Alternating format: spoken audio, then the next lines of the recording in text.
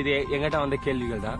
ஜென்ரலா கோயிலுக்கு ப்ரியாரிட்டி கொடுப்பீங்களா இல்ல ஸ்டூடெண்ட்ஸ்க்கு ப்ரியாரிட்டி கொடுப்பீங்களா? Always that is students no doubt. ஆனா நான் ஒரு விஷயம் என்னன்னா, இப்போ நீங்க பாத்தீங்கன்னா நம்ம கடவுள் அப்படின்னு சொன்னா நம்மளுக்கு கடவுள் கும்பிட்றதுக்கு 1000 கடவுள் இருக்குன்னு சொல்லுவாங்க. அதுக்கு மேலேயே இருக்கு. ஆனா நம்ம வாழ்றதுங்கிறது ஒரே ஒரு இந்த பூமி மட்டும் தான் இருக்கு.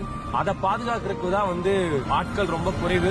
அதுக்காக வேலை செய்யறவங்களும் ரொம்ப ரொம்ப குறைவு. அப்போ நம்ம ப்ரியாரிட்டி கொடுத்து கொண்டு போகணும். இயற்கை கடவுள் வேற வேற இல்லைன்னு நான் நினைக்கிறேன். அதாவது ரெண்டுமே ஒண்ணு. அது அவ்வளவு க்ளோஸ்.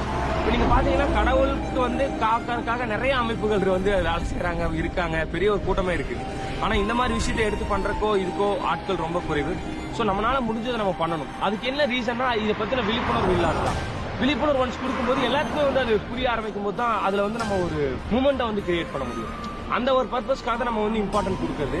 ஏன்னா அதான் குழந்தையின் சிரிப்பில் இறைவனை காணலாம்னு சொல்லுவாங்கல்ல, அதுதான். சோ நம்மளால முடிஞ்சதை நம்ம இந்த